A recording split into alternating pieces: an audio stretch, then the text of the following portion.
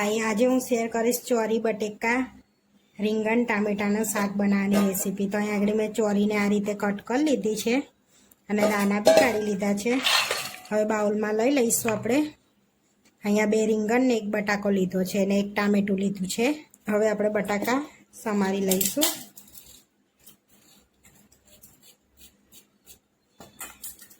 રીંગણને બી સમારી લઈશું। રીંગણ થોડાક મોટા રાખીશું।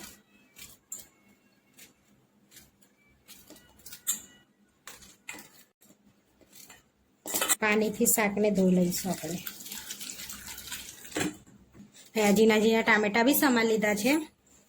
હવે આપણે એક સ્પેશિયલ ચટણી બનાવી લઈશું, જેમાં ચોરીનું શાક જેને ના ભાવતું હોય ને એને બી એ ચોરીનું શાક ભાવે। તો આપણે પહેલાં ચટણી બનાવી લઈશું। આપણે 4 થી 5 લસણની કરી લઈ લઈશું। ખાયણીમાં વાટી લઈશું આપણે ને પહેલાં। હવે લસણ વટાઈ ગયું છે। હવે આપણે લીલા મરચાં વાટી લઈશું। અહીં આગળ 2 લીલા મરચાં લીધા છે મેં અને 1 આદુનો ટુકડો।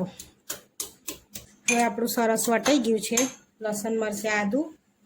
હવે એમાં 1 ચમચી આપણે વાટેલું સિંગદાણા નાખીશું। અહીંયા મેં વાટેલા સિંગદાણા લીધા છે, તમારા જોડે આખા હોય તો આખા લઈ શકો છો। હવે એમાં આપણે નાખીશું મરચું લાલ। 1 ચમચી લાલ મરચું લીધું છે મેં। અહીંયા કાશ્મીરી લાલ મરચું લીધું છે ને આ તીખું લાલ મરચું 1 ચમચી, અને વાટી લઈશું આપણે। અને ચપટી મીઠું એડ કરીશું મસાલાના ભાગનું। હવે આપણે બધી પેસ્ટ વાટી લીધી છે, આ રીતની પેસ્ટ બનાવી લીધી છે। હવે આપણે ચોરીનું શાક વઘારી લઈશું। આ રીતની પેસ્ટ બનાવી લીધી છે। હવે શાક વઘારી લઈશું। અહીં આગળ આપણે છૂટું શાક વઘારવાનું છે, કુકરમાં નથી વઘારવાનું। કુકરમાં વઘારીએ તો ફીક્કું શાક લાગે છે અને કઢાઈમાં છૂટું વઘારીએ તો મીઠું શાક લાગે છે। હવે કઢાઈમાં આપણે 2 ચમચી તેલ લઈ લઈશું મોટી।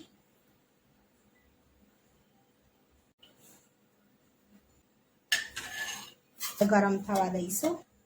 અહીંયા આપણું તેલ ગરમ થઈ ગયું છે। 1 ચમચી જીરું એડ કરીશું અને 1 ચમચી રાઈ એડ કરીશું। અહીંયા 1 ચમચી રાઈ લીધી છે મેં। હવે તતડવા દઈશું।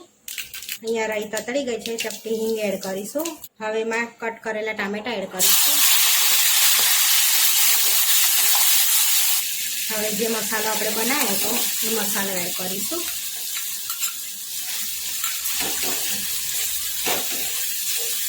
અને સરસ મિક્સ કરી લઈશું મસાલાને।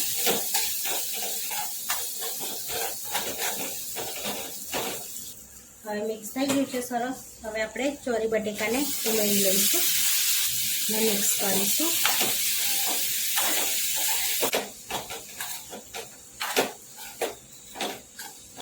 કિચન કિંગ મસાલો 1 ચમચી એડ કરીશું। ગરમ મસાલો 1 ચમચી એડ કરીશું। ચપટી હળદર અને સ્વાદ પ્રમાણે મીઠું। હવે મિક્સ કરી લઈશું આપણે।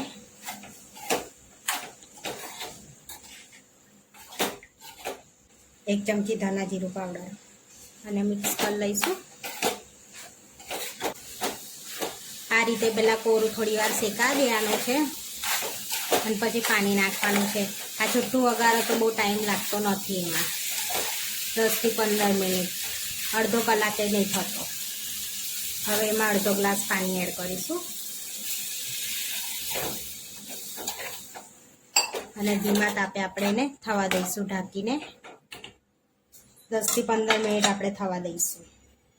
હવે 15 મિનિટ થઈ ગઈ છે। આપણે શાક ચેક કરી લઈશું। અહીંયા આપણું શાક જો એકદમ ચડી ગયું છે આપણું શાક। હવે આપણે ઉપરથી ધાણા એડ કરીશું। ધાણા એડ કરીશું, મિક્સ કરી લઈશું। ચોરી બટેકાનું શાક બનીને રેડી થઈ ગયું છે। અહીંયા અમે કોરું બનાવ્યું છે, તમારે રસો રાખવો હોય તો થોડુંક પાણી એડ કરી શકો છો, અને અમે અહીંયા કોરું બનાવ્યું છે। અમને કોરું ભાવે એટલે અમે કોરું બનાવ્યું છે। હવે આપણે સર્વ કરી લઈશું।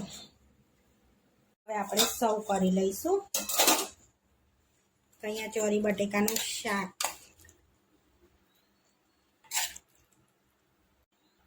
જોડે રોટલી અને છાશ। હવે આપણે લસણ કેરીની ચટણી લઈ લઈશું। આપણું સર્વ કરી લીધું છે આપણે ચોરી બટેકાનું શાક, રોટલી છાશ ને ચટણી લસણ કેરીની. આવા વિડીયો જોવા માટે મારી ચેનલને સબસ્ક્રાઈબ કરો, લાઈક કરો અને શેર કરો, અને તમે જરૂરથી ટ્રાય કરો. ફરી મળીશું નવા વિડીયોમાં.